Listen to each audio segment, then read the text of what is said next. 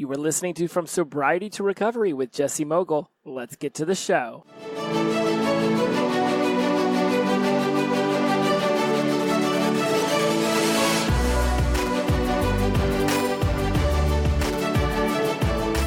Hello, my friends. It is so great to be here with you once again. I hope you're having a beautiful week, beautiful time, a beautiful life in sobriety and recovery. I am your host, Jesse Mogul, and I am in addiction recovery. As always, super pumped to do this show this week, and I'll tell you why. Because last week I had the opportunity to go to back-to-back Grateful Dead shows. And I know they're called the Dead and Company for anybody who wants to be, nitpicky. But to me, it's just the Grateful Dead, always will be the Grateful Dead.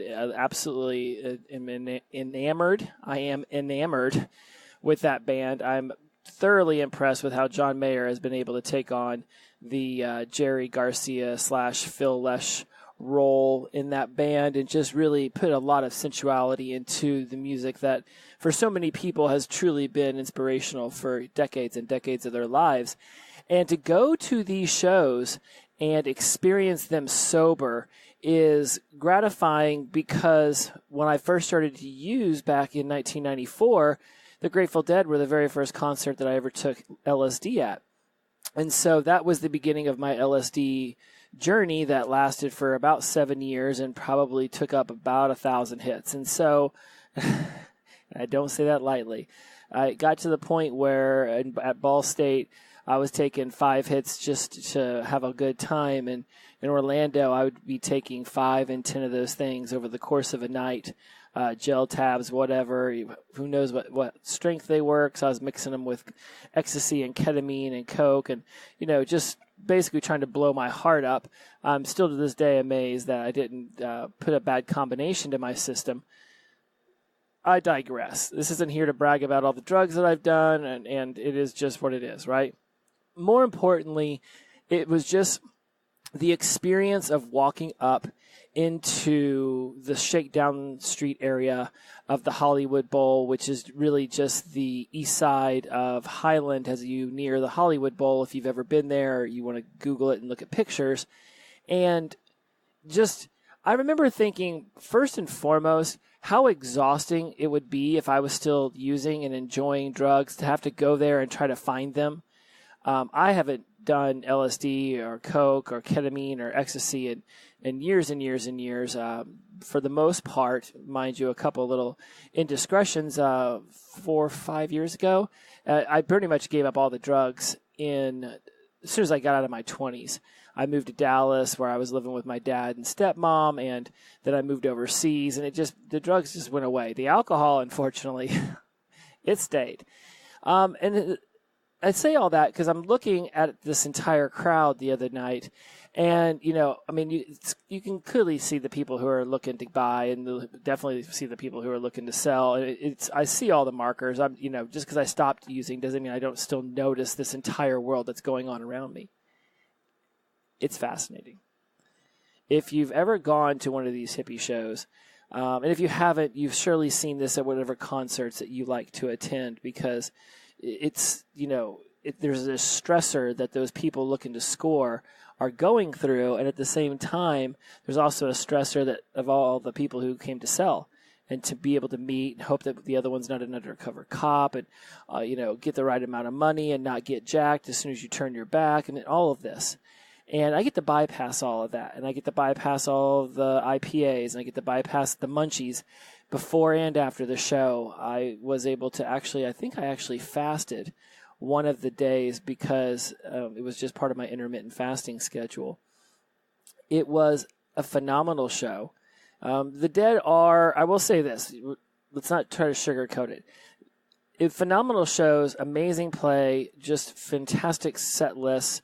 Absolutely loved the music. Without being intoxicated, there isn't the can't sit down, have to dance the entire time feeling. It was very cold both nights, and on night 2, I don't even know if I got up to dance once. Even U.S. Blues was a little too mellow for me to be up and boogieing down. So if somebody's like, there's no way that you're dancing and having a good time like you would if you were high, you're absolutely correct. You're absolutely correct. because I certainly saw those people who were intoxicated, just jamming out at a pace that the band wasn't even keeping. And I still love going to Phish shows too, and I love going to raves. I love going to all my favorite kinds of music. I just don't go there intoxicated anymore. And yes, the nonstop dance-a-thon has subsided. At the same time, I'm just experiencing it a different way now. And that's the beauty of being able to go to these shows, is that, they're really meant to be experienced in just, a plethora, infinite amount of ways. I've been to some other concerts. More recently, I went to a New Kids concert because one of my friends had a ticket and really wanted me to go. And I thought, why not? I've really never seen a pop concert ever. My voice just cracked like I was a teenager again. I've never gone and saw Michael Jackson or Britney Spears or Madonna or Katy Perry. I don't go to pop shows. I just genuinely it's like there's not really a band on stage. It's just not my kind of music, but I do enjoy that music and I will listen to it. I just may not necessarily go to a concert. My entire viewpoint on that has changed now because New Kids put on one hell of a show. It was just like constant. It was them, Salt and Pepper, Naughty by Nature, who else? Tiffany and Debbie Gibson. And it was just hilarious.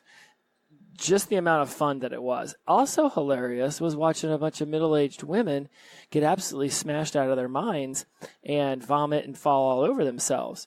So the reason I say all that, and I even brought this concert up, was you think that it's just the Grateful Dead. You think that maybe it's just like Blink 182 or Metallica or a Guns N' Roses show, whatever music you're into. If you think when you go there, you're like, oh, goodness gracious, look at all these people getting intoxicated. I bet you this doesn't happen at pop shows. It does. And so what that just shows me is it doesn't really matter what the music is. If people want to go there and get completely twisted off their minds, they will. It doesn't matter what kind of music it is. So you choose the direction you want to go in. You choose how you want to experience that show. No one else has to tell you that you're not going to enjoy it just as much as they did because they're not tripping out on acid or drinking 10 shots of tequila before they got there. Wow, if you don't drink a bunch of booze, how are you having as much fun as me? I remembered the whole show. In 2013, I saw for the very first time Coachella streaming live on YouTube. And I couldn't go to Coachella, and so I watched it streaming, and I thought, well, this is amazing. I want to go to as many concerts as I possibly can this summer. It was the summer after 2012 summer where I drove my motorcycle from coast to coast and border to border, for the most part, border to border, definitely coast to coast, and did 12,500 miles, took 4 months, saw some amazing friends, had some amazing memories of the best one of them all. I'd been riding with my motorcycle with my dad for about 2 weeks. And through that, I realized the summer after that, I was like, what am I going to do to make this summer amazing and monumental? And so I chose going to as many concerts as possible. And I clicked off about 75. I saw well over 125 different bands. There was 4 different weeks in that summer, and I'm counting from basically May all the way into September, where I had 5 shows in 5 days, where I was literally just click, click, click, click, click. I think one of my favorite runs was Weezer on Friday, Black Crowes on Saturday, and Roger Waters doing The Wall on Sunday. That was one of my favorite clicks. I saw 9 Inch Nails as well. Literally, I'm not going to run through them all. The first half of the summer, I went strictly sober to the concerts. Just because I wanted to remember them. I wanted to enjoy them. Something happened about halfway through the summer, and I started getting intoxicated going. And I remember being sober at Weezer, too intoxicated at the Black Crowes, and sober at Pink Floyd. And ultimately what came of it is as I started getting more and more intoxicated as the summer went on, I was blacking out at the concerts and not even remembering them. The final one of that year was the K-Rock Almost Acoustic Christmas. It had Lord, Portugal the Man, Arcade Fire, just the most amazing set list ever. I think Fits and the Tantrums were there. Fantastic set list. I blacked out during Lord. I vaguely remember the rest of the bands, and I definitely know I got in my car and drove the wrong way down a runway street for a good mile till I realized it. So getting intoxicated that last half of the summer ruined a majority of those shows. So anytime someone tries to sit here and tell me that you can't go to a concert and enjoy it sober, I say, you do you, and I'm going to do me. All right, but I am here to give you actionable steps to going to concerts, and then at the end, I'm going to do a little bit of a bonus on how to fill up the time in your normal day. Because I recently found out one of my homies got sober, moved back out of LA, back home to Illinois, and as we were texting at the beginning of night 1 of the Dead last week, he made a comment that it's easy to go to concerts sober. It's not so easy just during normal days. And it got me to thinking about why my normal days tend to be great and I'm not even thinking about booze, and versus where he's at, again, day 54 versus coming up on 29 months, a lot of growth is coming his way, and I'm super excited to be a part of hearing his stories and of his growth and his sobriety and recovery. So we're going to do a bonus at the end of this episode about that, so that if my homie's listening, and he will, because I'll forward him this episode. Okay, guys, so your 3 keys to being able to go to shows and being sober, as thought up by me, and again, these are just the things that I do for myself.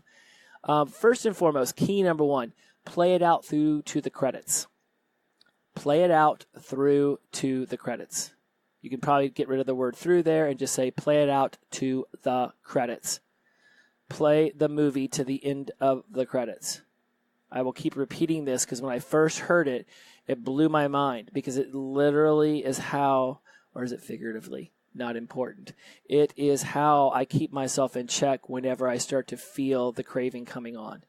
Play it out through to the credits. What does that mean? You see other people and they can have a beer, they can have a joint, they can take a hit of acid and go to a Dead show. Whatever it is you're seeing other people do, and you think, why can't I be them? Number 1, we've rung the bell. We're already addicts. We can't turn back. We can't go from the addict butterfly back into a caterpillar and then go through the chrysalis again and not be an addict. Sorry, it's done. The decision has been made. You are already going down this path. So because we can't reverse time and change our behaviors when we were younger, we are now who we are. So when you think, well, I could probably just have 1 beer, or I could just take 1 hit off the pipe, or whatever it is that you want to use, play it out through to the credits. Yes, you might have fun that night. You might only have 1 or 2 beers, right? But is that going to start the ball rolling? So next thing you know, well, oh, I had 1 or 2 beers at the Dead. Well, I could just have, 1 beer. Now I'm going to this concert. Maybe I'm only going to drink at concerts. And that might work out for a month or 2. And then next thing you know, it's somebody's birthday. Okay, well, just 1 beer. I've already started drinking again. Might as well just have 1 beer, right? Somewhere down the line, it will get out of control again. So stop living in the fantasy land where you just play the fun part of the movie, and right, like the little song montage that moves the story along. All you see is yourself drinking a beer and high-fiving all your friends and laughing and playing darts and dancing to your favorite band. You don't see what happens when you go home, and now you've got to deal with the fact that you've relapsed, and now that it's in your head that you can relapse, it'll start to happen more often, and therefore, boom, now you've relapsed. I don't want to use my energy any longer to manage an addiction that I have proven to myself is unmanageable. And that brings me to key number 2. Really watch everyone else, quote unquote, chase the dragon. And I think that's a term people use when they do heroin or meth. I remember there being an article in the New York Times about people on Wall Street chasing the dragon. I know it's a term, and so I use it this way, right? Like, going back to the idea of playing it through to the credits and realizing I don't want to manage an unmanageable situation any longer. I have the choice to step into the addiction or to step out of the addiction. And I make that choice every single day. So next time you go to one of these shows like I did, like when I went to the Dead, I watched all these people chasing the dragon, hitting the nitrous balloons, obviously taking key bumps next to me. There was these 2 dudes in the row. I swear every 15 minutes they were leaving and coming back. They'd come back and they'd smell a weed, or they'd come back with a beer in their hand, or now they had to go get popcorn. It was one thing after another. I don't know if they saw 5 whole songs the entire show. They're just constantly chasing the dragon, and you're going to see these people everywhere. They spend more time at the bar whenever they're there, supposed to be hanging out with friends, than they do actually hanging out with friends. I would go to weddings and spend more time at the bar getting drinks than I would on the dance floor enjoying all of my friends that were there. I'd spend more time at the bar at the club getting drinks than I would talking to my friends or hitting on the women or on the dance floor just having a good time, because I'm always trying to chase that dragon. It's never going to feel as good as it did in 94 when I first took the acid at, I think it was July 9th, 1994. It's not going to feel as good as the first time I started doing double shots of vodka in my dorm room in Painter Hall back at Ball State, fall of 94. I'm just chasing a high that is not going to happen again. So watch all those other people do that and realize you now have the freedom to do whatever it is you want to do when you're at these events. You're not handcuffed to the bar. You're not so intoxicated that you're swooning and you're barely paying attention because you're trying to chase a high that is unattainable, because once you've hit that bar, now it raises, whether it's within your body or your mind, it raises. You cannot go back. So key number 2 is really watch everyone else chasing that high and realize that you're now free from that prison that they're still in. Now, mind you, I know people who drink normally and can go to these things, right? And so they might disappear during set break to go get a beer, or they might wait till a slow song they don't care about. I mean, they're not missing much, right? But that's the person who can drink 1 or 2 beers and call it a day. Whenever you ask them if they've ever been blacked out, they look at you like, what the hell are you talking about? When you say, wait, you never pissed in your corner or pissed on a TV or pissed on a Nintendo or in your bed or woken up, on your front lawn or in an alley, and they look at you like you're insane. Those are the people who didn't go down the same path as us. Key number 3, realize you don't have the ability or the strength to party for one night and move on. This is a culmination of the last 2 things I've said. You're playing it through to the credits. You're watching everyone else chase the dragon. Just realize that you don't have the ability or the strength to party for one night and move on. First of all, for me, I would never want to have to reset my count back to day 0. Next Thursday is 29 months, and I am thrilled that it's there. I'm to the point where I'm counting months now. They're easy to do. Every 13th it comes up.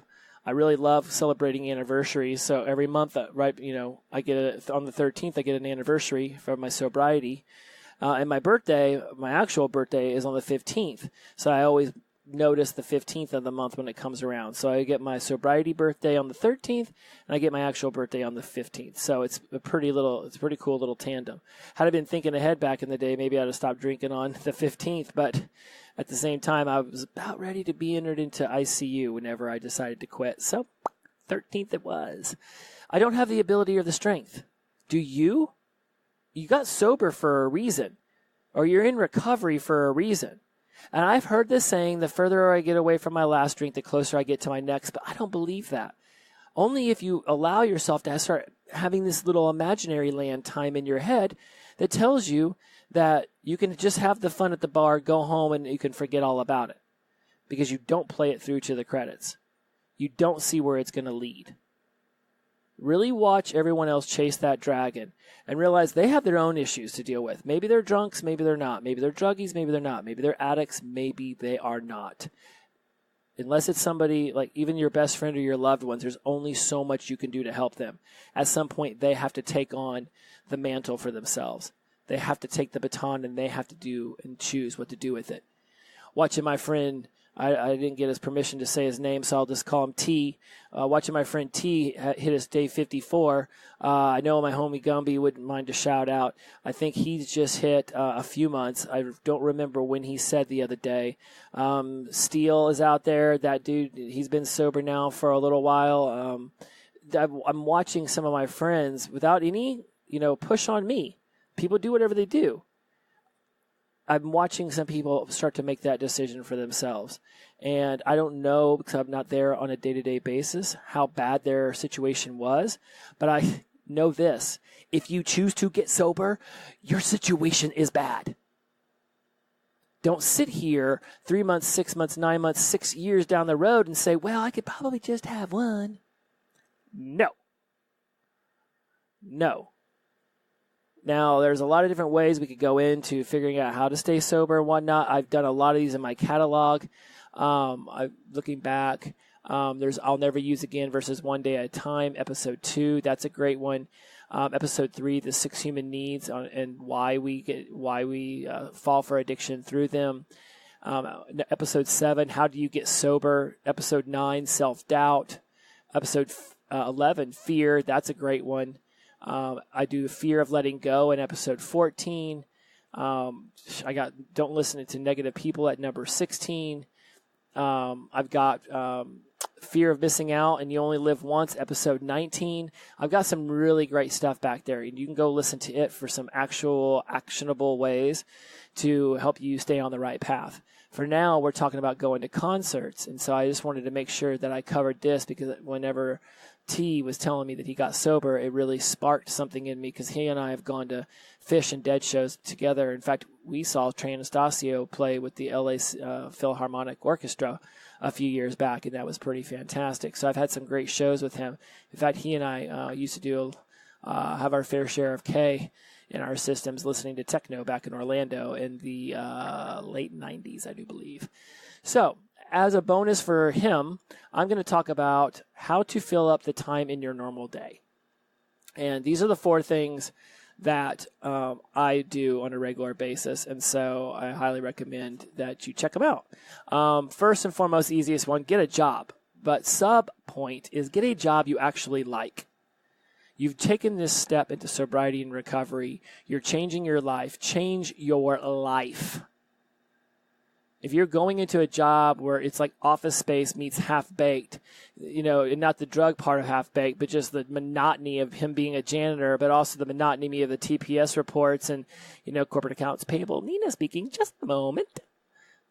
Leave that job. Do something incredible with your life. You're starting anew. Your life is brand new. For me, the moment I got sober, all of my hobbies came back, and that's key number 2. Get a hobby, sub-point, or 3. All of the things that I loved about my life before addiction really took its toll and took over me came back.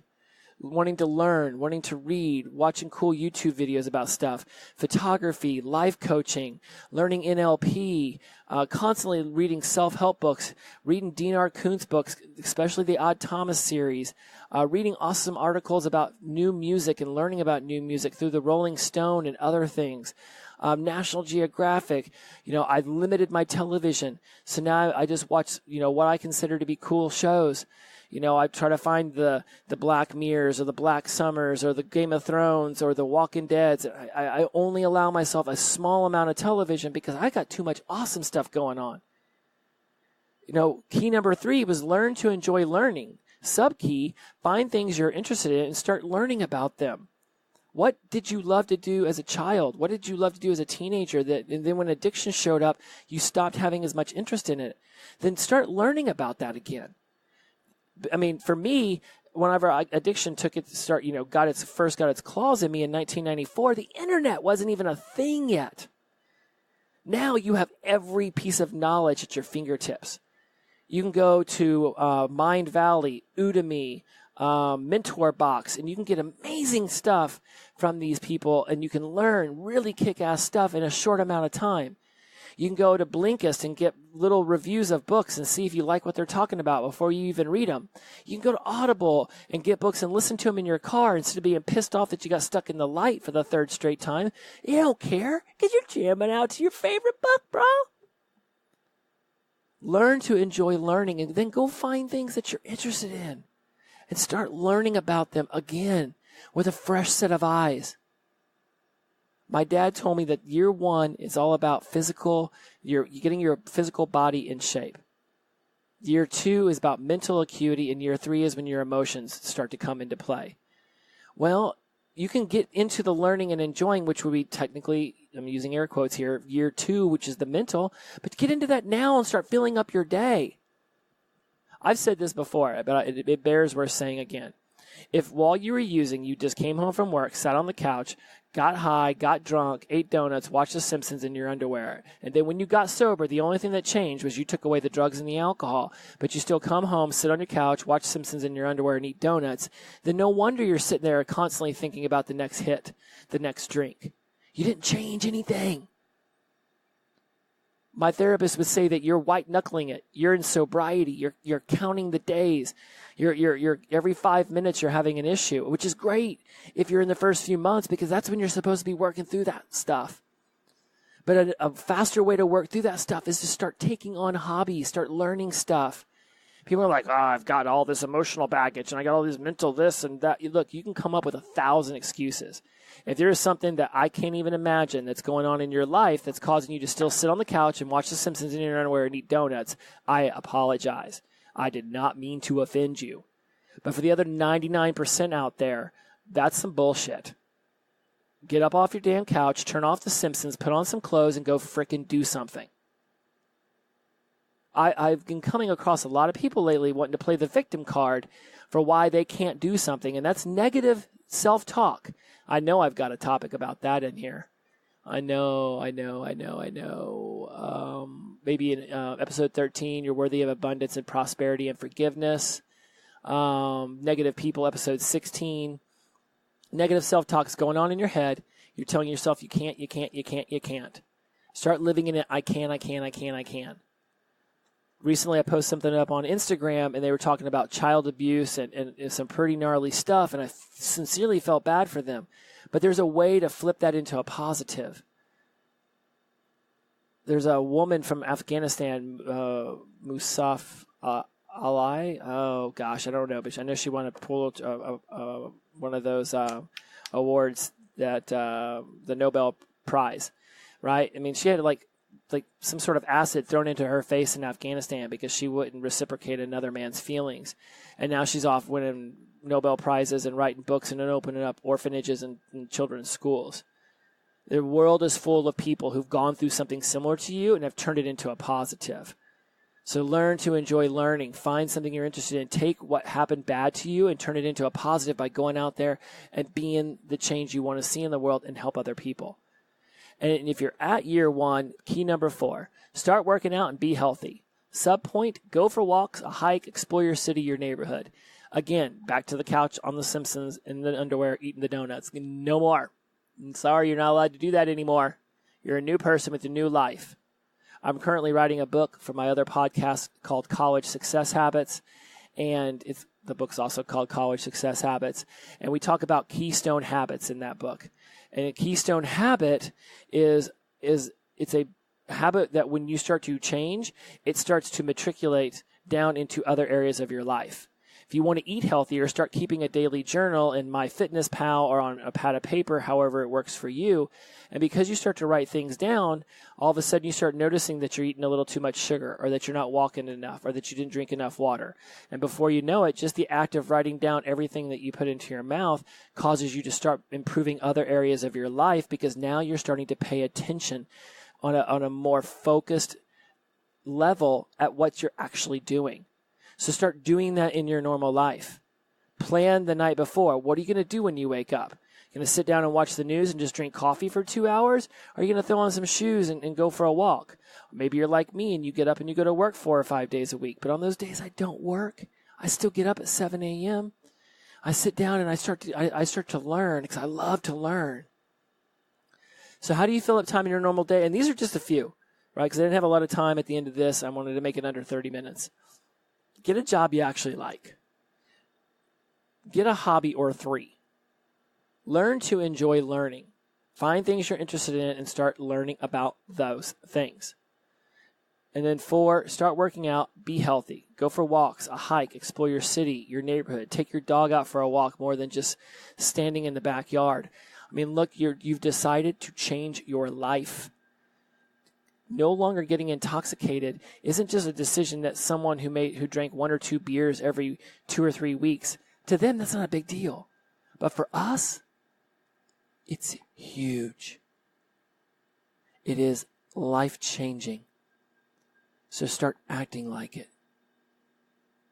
Start making the changes you've always wanted to see in yourself. True maturity comes from not blaming other people for your lot in life, for not blaming other people for where you're at and what you're doing. Yes, some things may have happened to you when you were younger. You chose to respond one way, and that's what led you to this show. That's what led you to your meetings. That's what led you to sobriety and ultimately recovery, because of the decisions you made. Other people went through horrible things as well, and they chose a different path. Neither's good or bad. It is what it is. And it's okay. But now you've made the decision to start making changes. So go out there and frickin' make them all. All right, that's my pulpit. I got a little really intense. I started sweating on that one because I'm just so, it's like, I know every single person, you have the resources in you to make the changes you want. You have all the knowledge, you have all the strength to start making choices that are better for yourself. Yes, you may not know how to build a spaceship and go to Mars, but you know the first step would at least be going online and figuring out how to wire a robot arm to work. I don't know, but you get the point. You know something. You know something that will get you going forward. Take little small steps.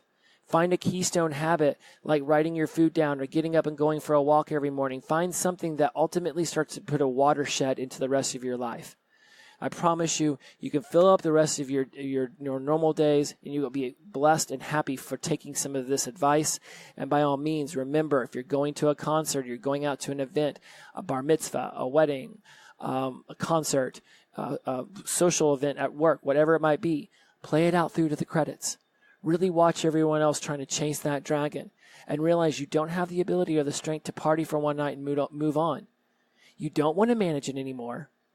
You're moving towards the best version of yourself.